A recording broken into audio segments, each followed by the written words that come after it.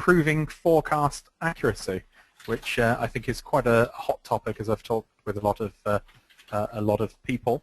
This agenda, I'm going to talk through 5 factors that affect forecast accuracy. We've got quite a lot of material to go through today.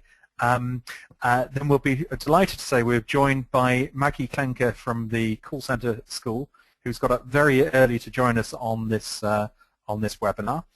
She'll be talking through some practical tips to improve forecast accuracy, and then Chris Dealy from InVision Software will be sharing us with details of some of the forecasting functions that are included in workforce management tools. We'll then have a chance for you to share your tips and interactive questions and answers.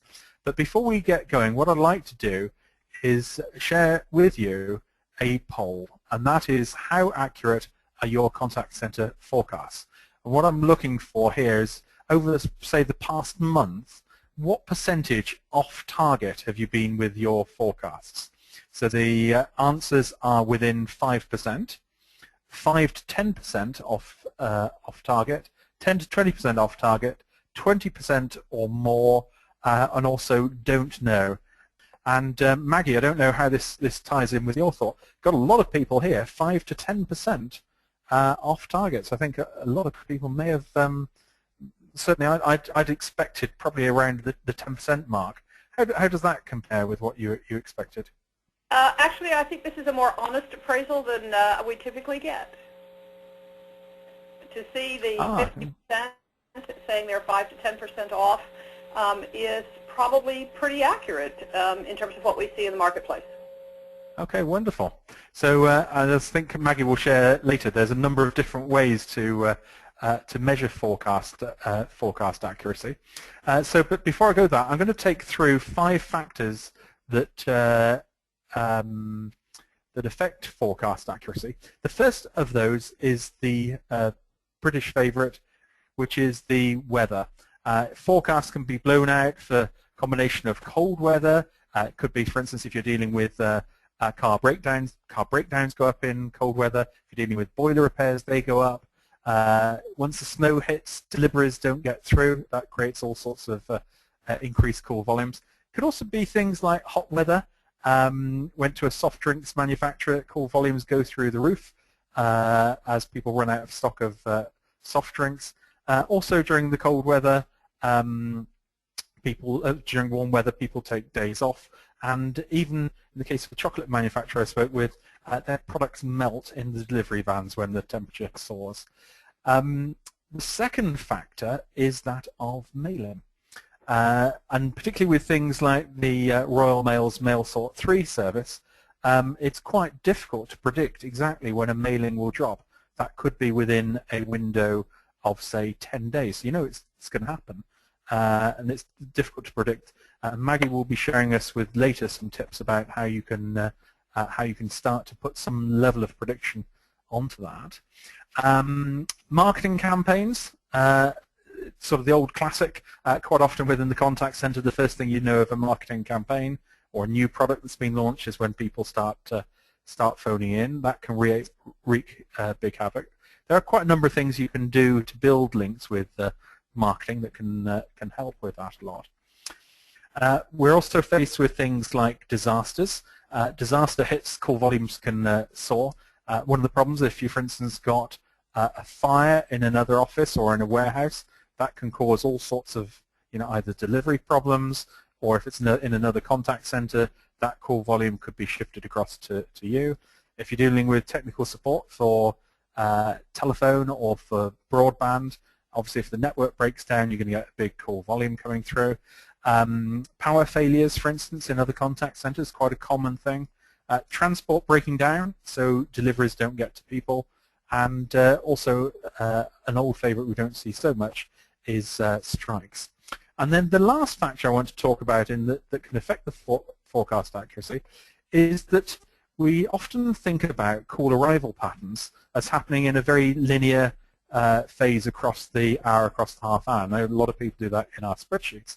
When you actually look at it, this is first pointed out to me by Dave Appleby, so I call it the law of Dave, is that surprisingly, most people, when they pick up the phone, tends to be around the hour time. So they've just watched EastEnders and think, right, I'm going to make that phone call now.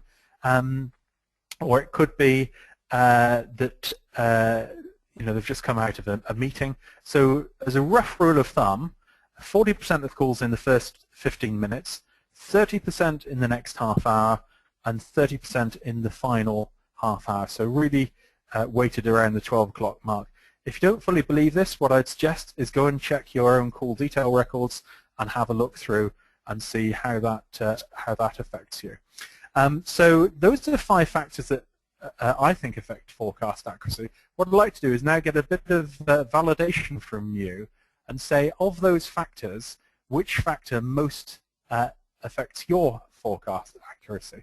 And so if you'd like to vote on that. So it looks like, call arrival patterns has come up top on that, followed very much by the weather. We've got a couple of other people who've said that Rian says that news can drive call volumes, which is quite interesting. And Paul says he works in an insurance travel call center, travel insurance call center, and seasons can have an effect overall.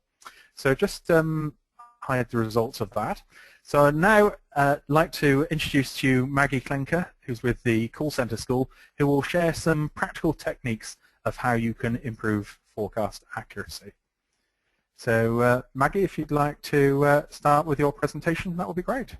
All right. Well, thank you very much. I appreciate the opportunity to be here with you today. And Rachel will be slipping over to my spot. There you go.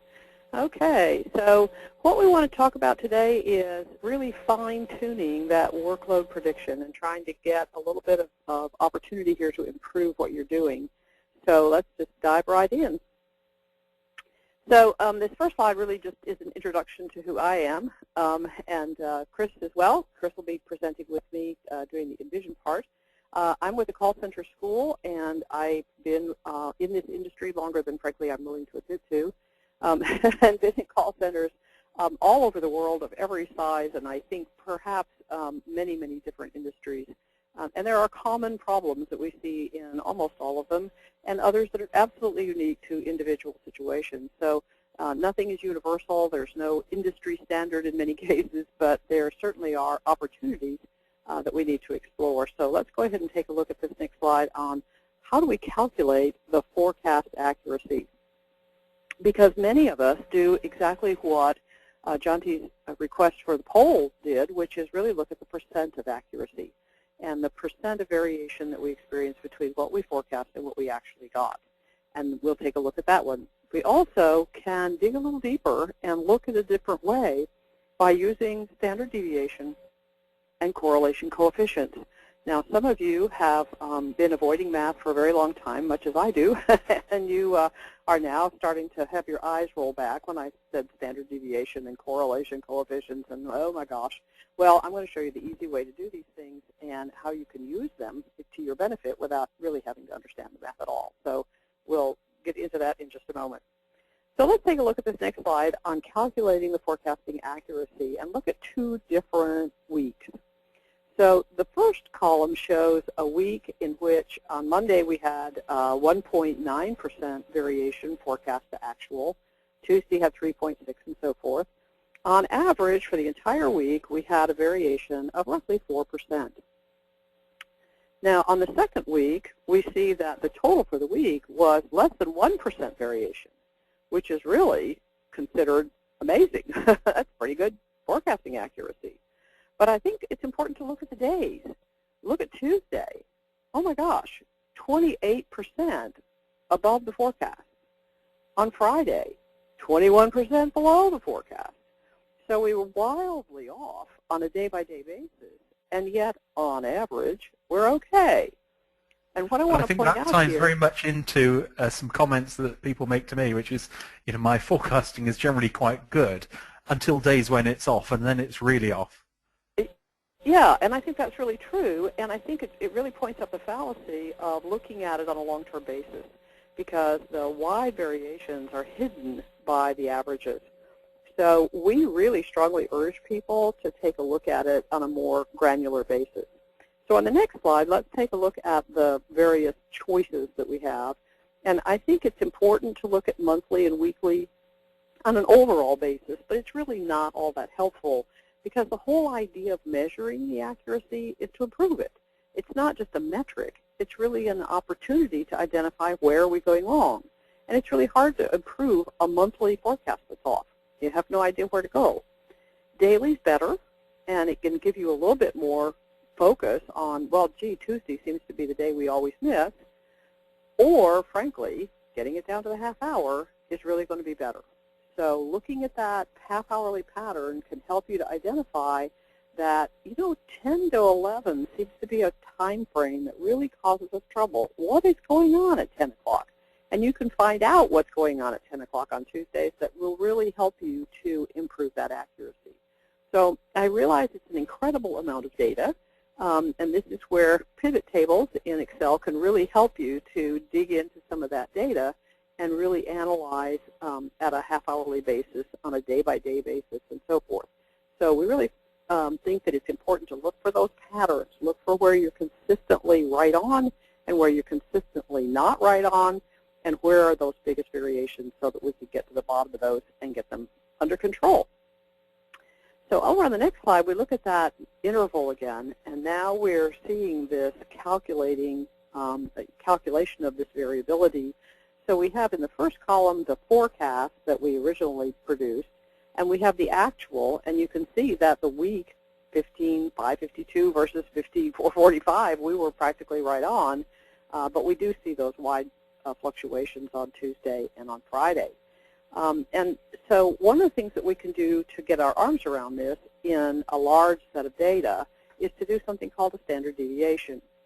And the standard deviation is really a simple process that, bless their hearts at Microsoft, they've done the job for us in Excel, and all you have to do is go to that drop-down box of calculation formulas and pick standard deviation, and it will tell you exactly what the situation is.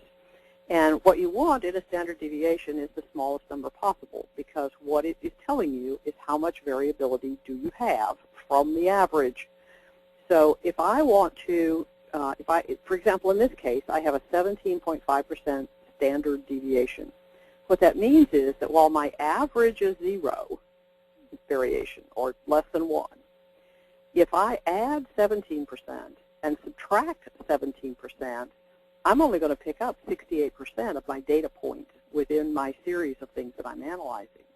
If I want to pick up most of them, 90-some%, I've got to double that. I've got to add 35% and subtract 35% from 0 in order to really get all the data points. And that's ridiculous. I mean, that is such a wide variation, no operation could react to that. Nobody can really deal with that kind of fluctuation in their call center. So you want your standard deviation to be as small a number as possible, because it's really that distribution. How far away from the average do things go from time to time? Now, another tool we can use over on the next slide is something called the correlation coefficient. And the correlation coefficient is, again, another piece of fancy math that does really one important thing, and that is that it compares one pattern to another pattern. And it really doesn't matter if the numbers are the same or not. They can be wildly different numbers. But what it's looking for is the pattern of Monday through Saturday similar, or is it different? And that is another great tool for looking at your data and saying, gee, this Monday was just really bizarre compared to other Mondays. Or this week had a really odd distribution. Wednesday was really high compared to other days of the week. And it will show you that fairly quickly, again, with a single number, regardless of the size of the data set that you're looking at. So the steps here are to use that Excel function, and it's called CORREL. And then it asks you to highlight two arrays of data, which is really either a row or a column. And you're just looking at two sets of data. You highlight the two sets of data, and it says, they match or they don't. And we'll use this a little bit later here in the program, and I'll show you how it works a little bit more. So the next thing we want to think about then is, how can I put these things into play to understand the kinds of things that we often have to deal with in call centers, which we call cycles. And cycles are really situations which are typically driven by some sort of special event, whether it's that mailing or that weather pattern or that disaster, whatever of those things that Jonty mentioned earlier that occurs. If it's the kind of thing that repeats itself, we really want to understand it, and we want to build it into our forecast and try to get our arms around it. Now, let's say we're going to be talking about some kind of marketing campaign. There's really two things that we need to understand about that marketing campaign. What is the volume of additional work that we're going to take on as a result, and how does it distribute across the cycles? And how long is that cycle? So maybe it's 4 days, 5 days, 2 weeks, whatever it happens to be, and how is it going to spread out across that time frame? So the first thing we need to do on the next slide is to look at the regression analysis, and that is how many of these additional calls are we going to get. Once again, another little fancy math tool, but again, we can do it in Excel fairly easily, and it's really just looking at how is the relationship between the number of things that we are putting in as a stimulus and the things which come out the other end, which is, in our case, the work, the calls or the chats or whatever kind of work that you do. So in this case, we are looking at catalogs that we mailed and calls that we got as a result. And most marketing departments would kill for a relationship like this, where if we mailed 120,000 catalogs, we got 72,000 calls. Wow.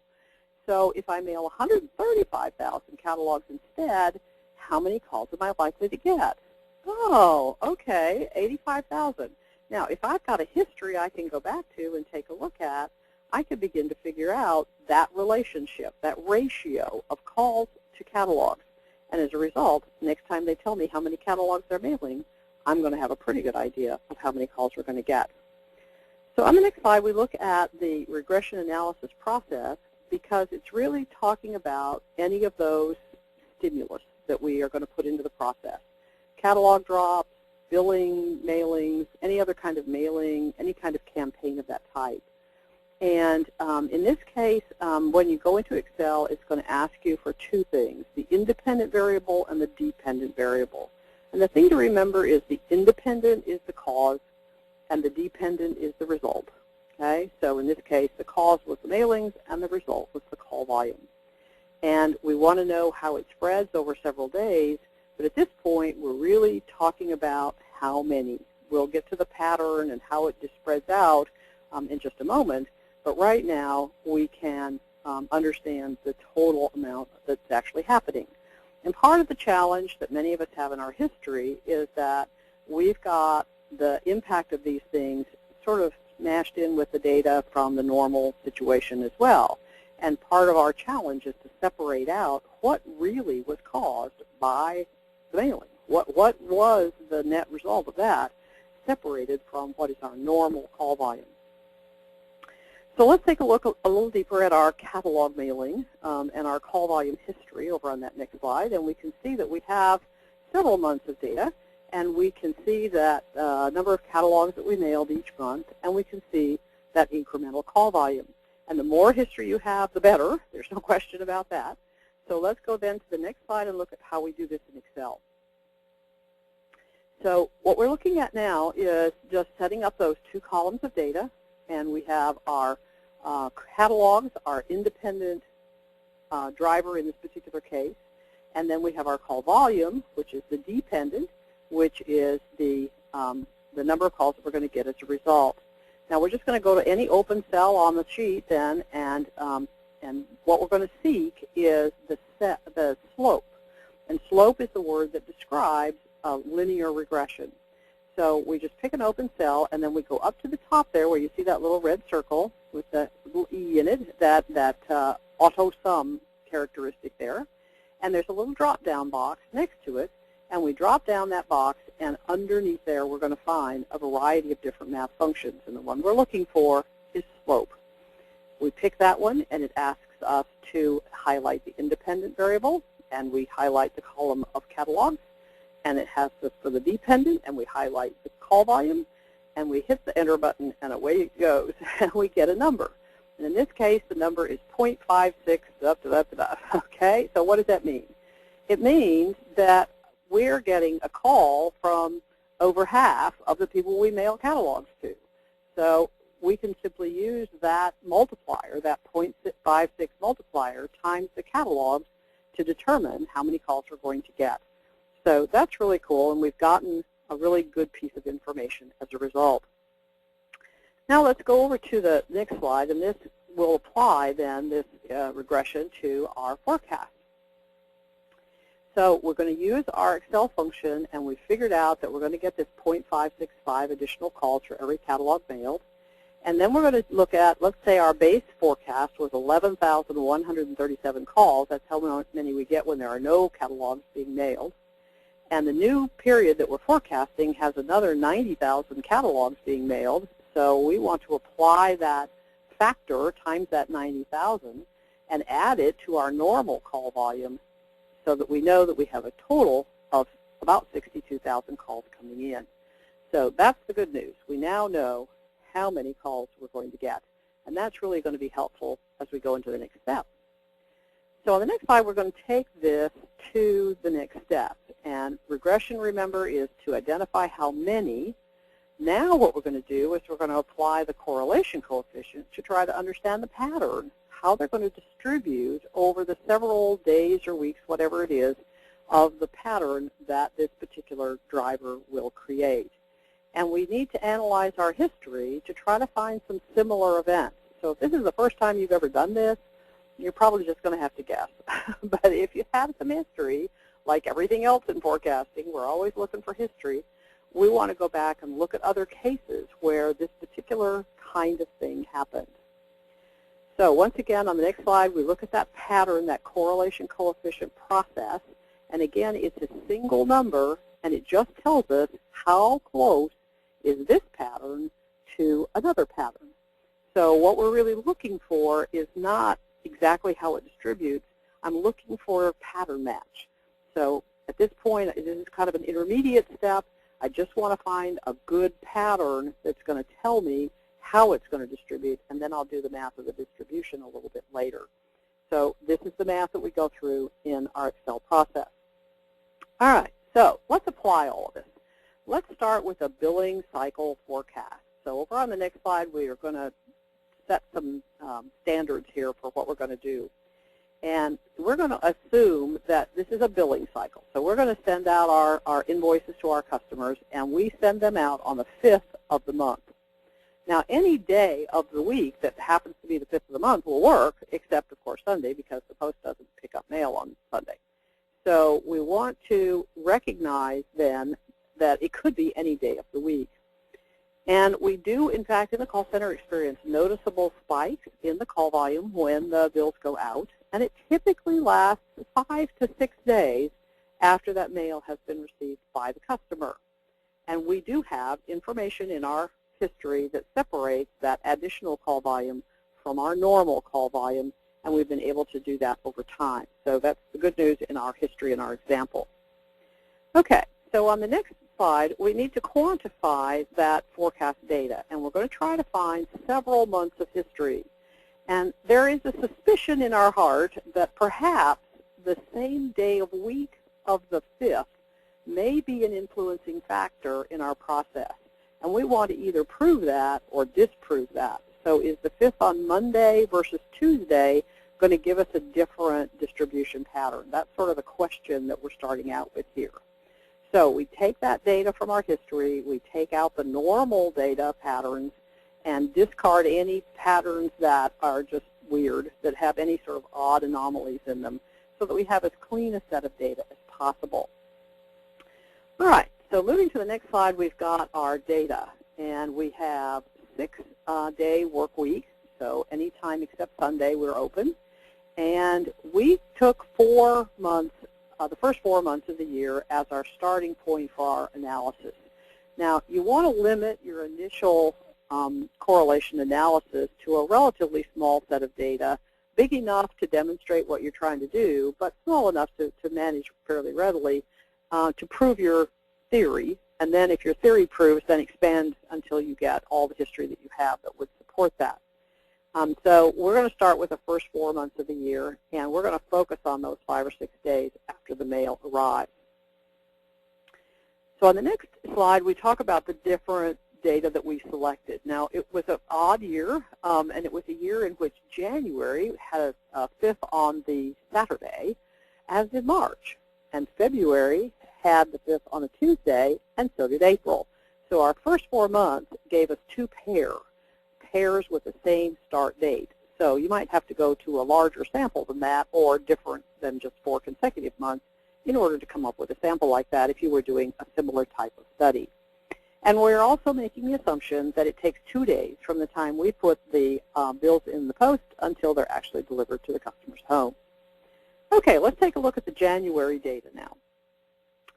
So on this next slide, we see that we have the 5th of January is a Saturday, and we see the actual call, 2,703, and our normal calls of 2,700, so we're right on, and so there's really nothing happening as a result of mailing.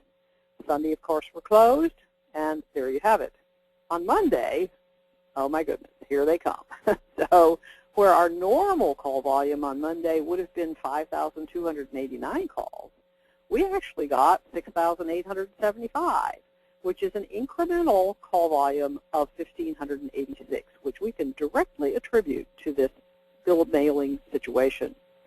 So looking at that incremental calls column, we can see that Monday is the busiest day of additional call volume, and it just kind of declines across the week with a little tiny surge on Saturday. So that's what happened in our January when the 5th fell on a Saturday. Let's switch over to February, and let's take a look at what happens there. Now, the 5th is on a Tuesday, and of course we didn't get any extra calls on Tuesday or Wednesday, but by Thursday, the bills are showing up at the customer's home. And yes, we did in fact get an increase in call volume.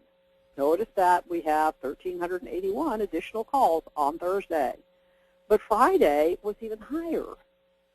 How odd. Compared to January, that seems a bit odd. And Saturday, yes, there were some calls, but it wasn't huge. Then it went up a little bit on Monday, but certainly not like the Monday that we had in January. And then we pretty much are at the end of it by the time we get through Tuesday. Completely different pattern. Let's look at March. We look at our March data, and we find on the next slide that we have the pattern that looks a lot like January. Well, you know what? It's because March started on Saturday. Seems to be that we do have a matching pattern here that is driven by the day of the week. Let's look at April and see if it looks like February. So let's switch over to that slide. Darn, look at it does, kind of. It's not as close because notice Thursday is the highest day and Friday goes down, where in February data, the second day was a little bit higher than the first day. But it's certainly a lot closer than our match of the data from the previous month. So let's take a look at just a graphic distribution of what this looks like for a normal week. This is our normal pattern right here. No calls on Sunday. Monday's the peak. Every day after getting a little bit lower. On the next slide, we see the distributions of the 4 different months that we've looked at. And we can see that they're very different from the normal pattern. And we're looking at the days of the cycle, so the first day, the second day, and so forth. And notice that we have 2 patterns that are fairly close emerging from this data. So we have our January-March that are fairly close to each other, and we have our February-April. So we're really proving our hypothesis here that the day of week is really an important part of the function. Okay, so let's talk about how we do this in Excel. So on the next slide, we walk through the process of how you load this into Excel. And you simply enter the data in the worksheet as we show you here on the next slide. And we choose any open cell to take that analysis into account. We go to that drop-down arrow box where we found the standard deviation and all the other math functions. And this time we pick Corel. And we want to highlight one set of data for array 1 and another set of data for array 2, making sure that the 2 sets of data have the same number of cells in them, and then OK, and we get a number. And the number is 1.0 or less. 1.0 equals a perfect match. So if your 2 sets of data are an exact pattern match, then you will get 1.0. If they are not an exact pattern match, you will get something less than that. So let's apply this to our January, February data. Let's go to the next slide, and we can see the two different sets of data. So here's our January on the first set of columns, and the February in the second set. And what we're really interested in is the incremental call volume. That's the numbers that are really going to be analyzed here. So that's the data that we're going to use. So we're going to highlight, when we do our Corel function, the first array is going to be the 1,586 calls through the 409. And the second set, or second array, will be the 1,381 through the 201. So we can see there that we have two sets of data, and we're analyzing how closely they match. So on the next slide, we have the results of all the different analyses that we did on these 4 months of data. And what we find is that as we compare January to February, we didn't get 1.0, and in fact, we got 0.81. Now, one of the things I've discovered in using this analysis is that anything below 0.8, you can throw away. It's just not even close. And this is right at the edge, so this is not a great match. January to March, however, is a 0.99. I mean, wow, that's a really close match. So that one's a good one. January to April, 0.88. Not great, not good. February to March, 0.75. That's dreadful. February to April, 0.95. Getting pretty good again. And then March, April, not great. So what do we find? We proved our hypothesis. We proved that there is a definite requirement to find a pattern that has the same day of week as the 5th of the month. That is our critical factor in doing any kind of analysis that we're going to do going forward. Okay, so let's go to the next steps on the next slide, and what do we do now? Well, we proved what we got, therefore we're just going to go digging for more history. I now want to find all the months I have in history that have a Monday start, all the ones that have a Tuesday start, and so forth, until I can figure out all the different data that I have. And from that historical data, I will take an average of all those weeks with a Monday start and all those weeks and try to find what an average Monday looks like on those days and an average Tuesday and so forth, so that I can really understand all these different kinds of options that we have. And then I just compute the percentage. So 23% happens on Monday, 26% happens on Tuesday, whatever it happens to be. And then I'm going to predict then the total added call volume with my regression analysis and then distribute it based on those percentages. So let's apply this to the math that we've done. So on the next slide, we're going to do our distribution. So here's our January and March data. Now, I would recommend that you have at least 6 to 8 elements of data for more accuracy, but we had to do something that would fit on the slide, so we limited ourselves to just these 2 months of data. So we have January and March, and these are the two that start on Monday and therefore are a decent pattern match. So what we're going to do is just take the 2 Monday data points, add them together, divide by 2, and get an average. So our average Monday was 1,571. We're going to do that for each day of the week. Then we're going to figure out what percentage of the total weekly call volume happens on Monday. So we're seeing that the total weekly average call volume is 3,986, and Monday was 1,571. So in fact, Monday is 39.4% of the total for the week. So we just figured out each percentage. So it doesn't matter now how many calls we have in our regression analysis. It doesn't matter. We can apply it to anything because now we know what the percentages are for each day of week, and we can apply that fairly easily. Okay, so let's apply it. Let's go to the next slide, and let's make an assumption. So in this case, we're making this assumption that we have 4,950 calls. That's our additional calls that we're going to get because of the build. So if I have that additional call volume, I need to add it to my normal call volume. So in the yellow column there in the beginning, we have a normal call volume, and we're not going to play with that. That's going to stay constant. And we know that our percentage of additional calls has been calculated in that previous slide.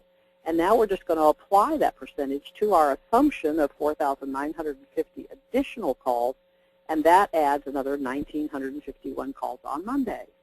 And that gives us a Monday forecast, adding the normal 5,289 to the 1,951 of 7,240 calls. Next slide, and we'll fill in all the other days, and we can see the distribution pattern across the entire period.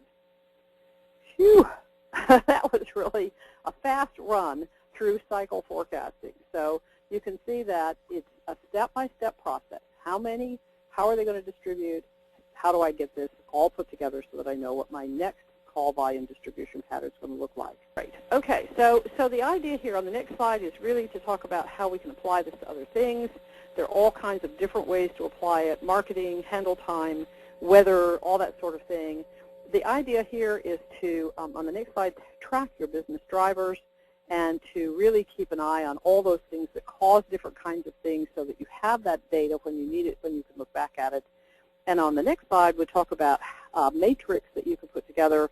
And if you put these columns in your matrix, you'll be able to keep track of all these different drivers and how they affect you over time. And the answers are: to use spreadsheets, to use commercial workforce management software, to use workforce management and spreadsheets, to use an in-house system, or is there some other way of forecasting? And we've got 38% on spreadsheets, 9% on commercial workforce management software, 46% using a combination of both. Be interesting for anyone who is using spreadsheets for their forecasts, or spreadsheets and workforce management. If you just put in the question box, why is it that you do that? What is it on the spreadsheets, the reason why you're doing that? We'll have a look at that later. I'd now like to hand across to Chris Dealy, and Chris will be taking us through some of the forecasting features that you may be able to find in some commercial workforce management software packages.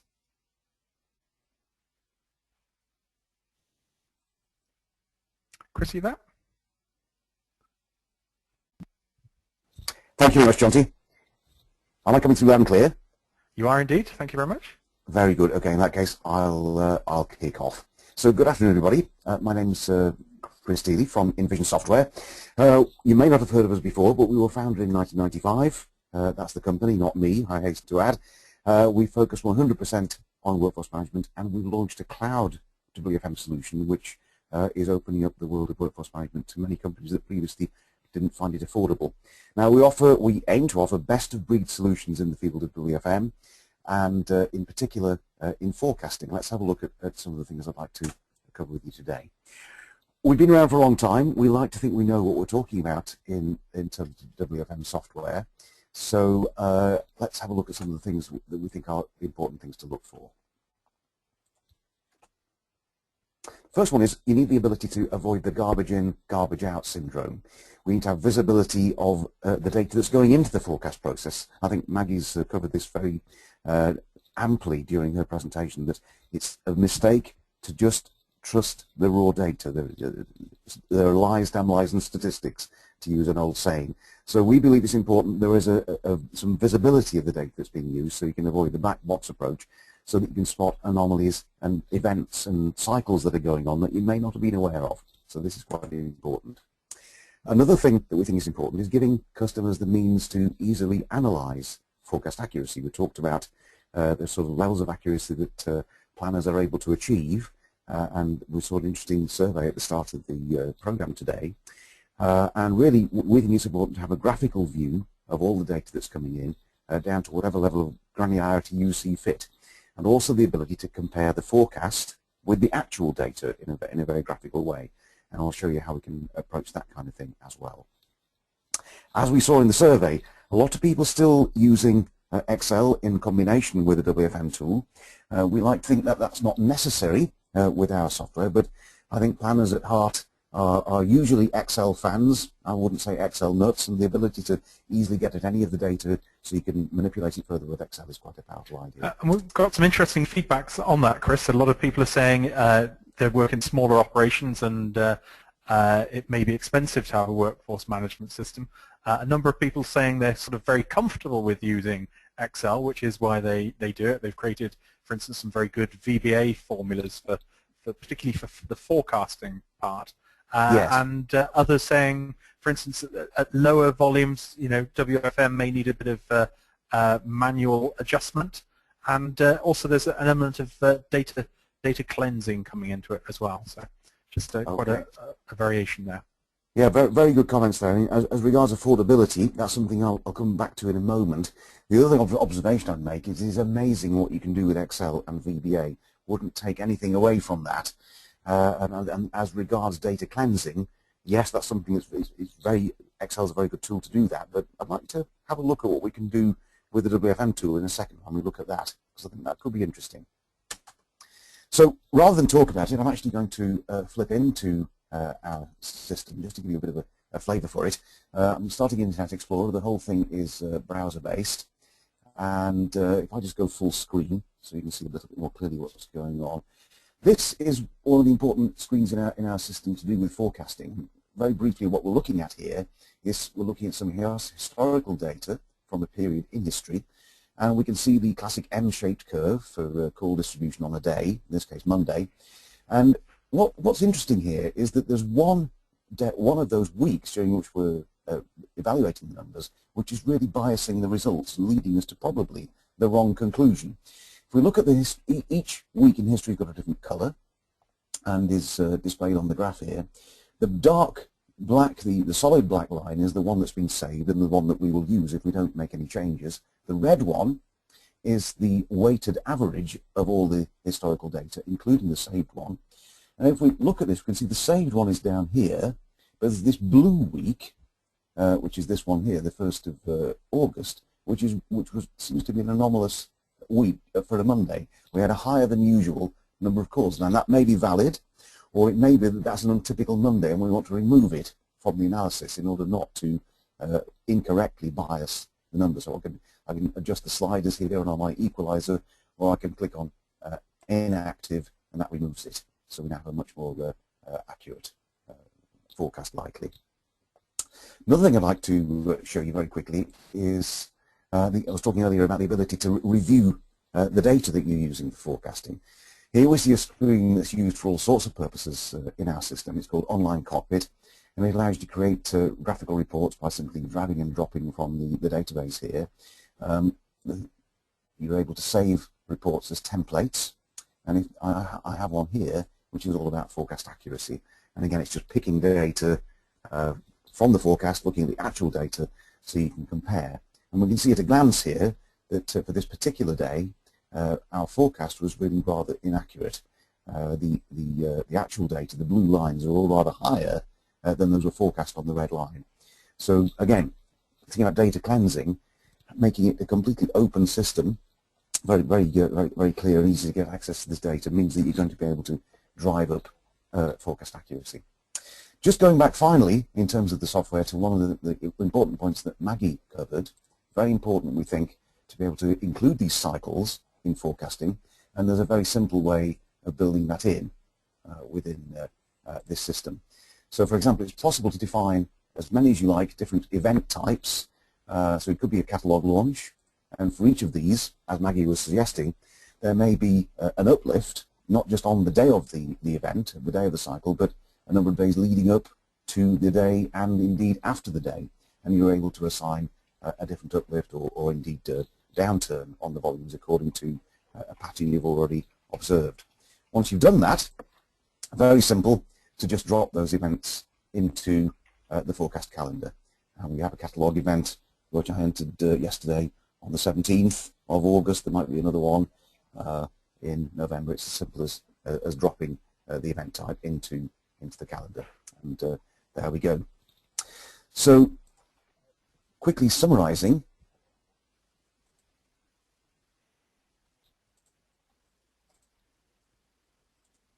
one more thing I do want to mention is, imagine that you had something like this: fully automatic forecasting, which is always on, automatically recognizing patterns in calls and other contacts coming in. It's self-teaching or self-learning. It's always up to date, giving the most accurate possible forecasts. It automatically identifies these anomalies and highlights them for the planner to correct with minimal effort in clicking. Now, I don't really recognize as the deep thought computer there from the Hitchhiker's Guide to the Galaxy. It's not quite that, but this is something we're working on we really think it's the next generation of forecasting for workforce management, and it's being launched this summer, and we hope to make a bit of noise about that later on. Just one final point, picking up the observation that Jonty made about traditionally workforce management looking a bit expensive and difficult to justify. Traditionally, workforce management has been expensive, really. It's about buying software license fees, which is a capital expense. There's hardware to source and maintain. It needs to be installed. It needs to be set up. There are training fees and annual maintenance fees. We actually have launched a cloud-based workforce management solution called Injixo. It's fully featured. I've just been actually demonstrating live the Injixo products in the cloud. It's not on a server here. And it's true software as a service, pay as you go. There's no server on premises, no maintenance fee, no license fees. It's an all-inclusive fee of £9 per agent per month if you're in the UK, and equivalent figures in the other countries where we are offering that service. Hope that was interesting. Obviously, please to answer any questions that arise through the chat window in the webinar, or you could drop me an email. Thanks for your attention. Thank you very much for that, Chris. And I think you were mentioning to me on the rehearsal session yesterday, you actually do a live demo every week, a bit like a webinar. So if there's anyone interested in that, if they'd like to either ping me details or Chris details, and we can see if you can get onto one of those demos. So thanks for reminding me there, Jonty. That's great. Thank you. Okay, great. And so we're now into the point of the webinar where we like to share your tips about how to improve forecast accuracy. We have a number of tips that have already come through, which Rachel's been busily putting into our system. And we'll bring all our speakers online for that. The first tip is that inadequate staffing levels can adversely affect accuracy, as it can lead to inflated call volumes, as for instance the first call attempt isn't answered. Maggie, that's quite an interesting tip, that one there, about getting the staffing levels right.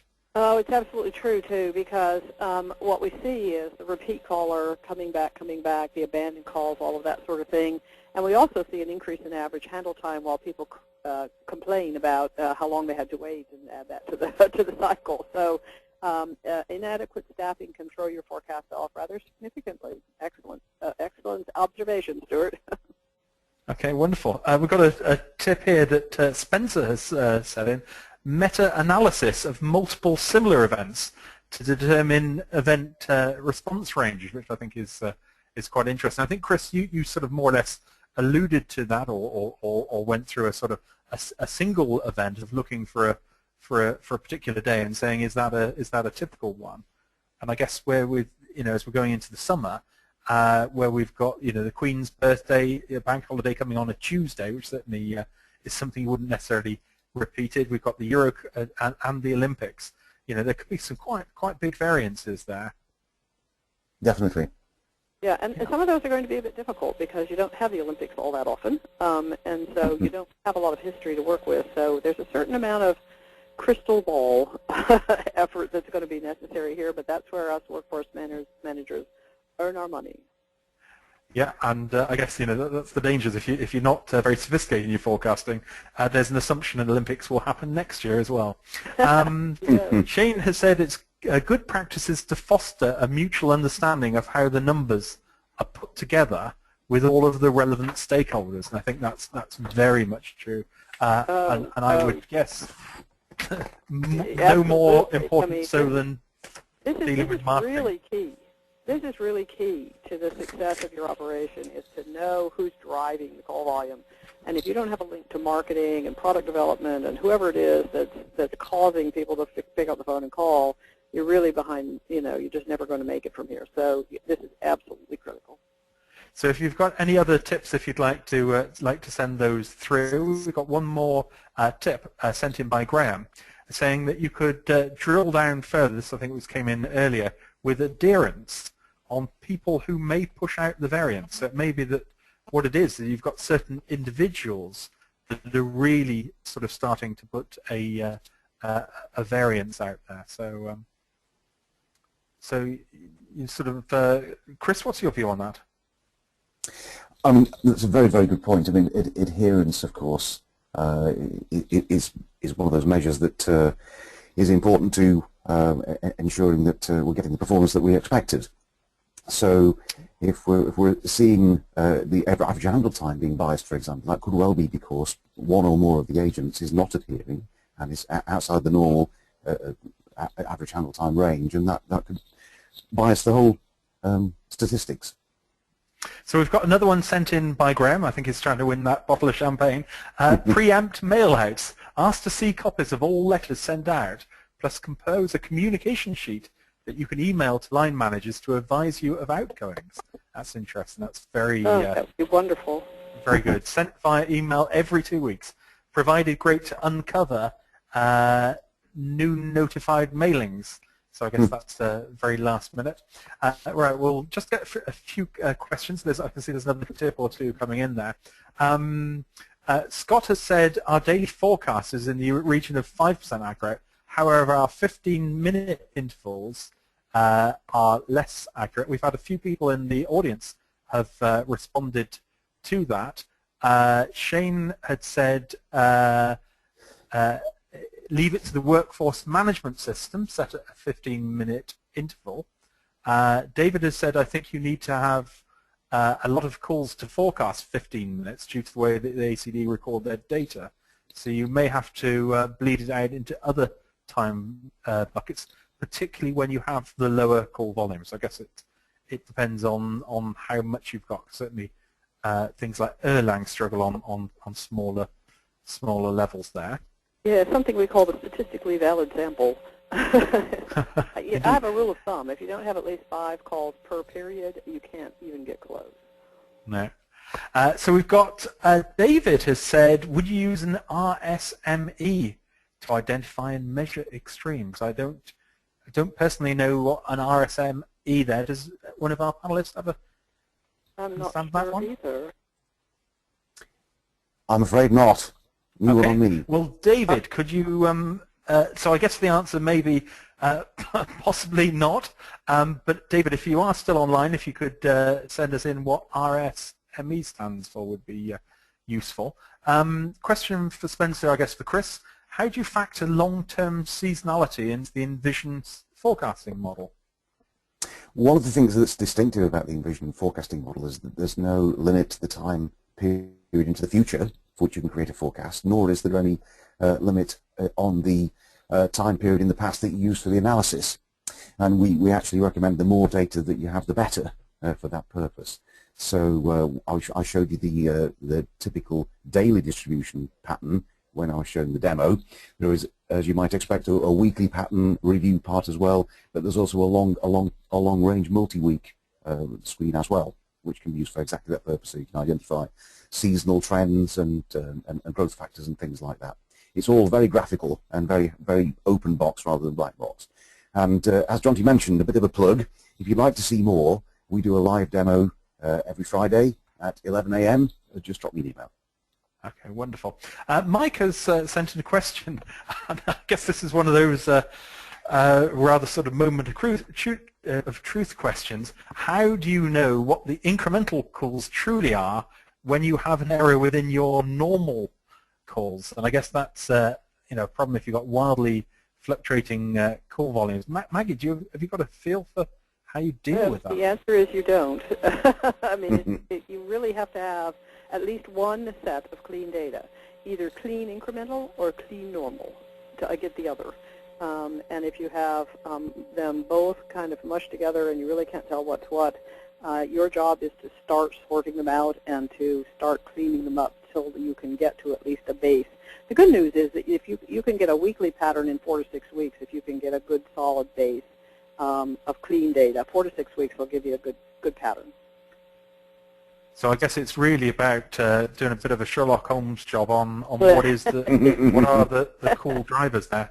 So and I guess that's it's that sort of Sherlock Holmes capability, I guess, is what's putting up the salaries of resource planners up and down the country. This probably isn't rocket science, but quite a few of our customers are doing things like identifying the abandoned calls, because often the volume of abandoned calls has an impact on the number of actually intended calls as opposed to just the number of offered calls. and actually forecasting on the basis of a calculation based on the two. Interesting. Very interesting. Right, we've got one more tip which has come in. We'd like to share, sent in by Mike. Getting a strong understanding of marketing activities is critical to forecasting, especially when the precise details as to when mailings or emails are sent out. Certainly, I mean, it's very difficult to sort of forecast the weather, but it should be easier if you can build links to forecast marketing. And generally speaking, if they understand the impact their campaigns had, maybe worth bringing them into the call center, sitting and listening to calls, listening to how their marketing campaigns perform might be quite an interesting activity. So we've covered a lot of information now. We've got a lot more that we certainly could share with everyone.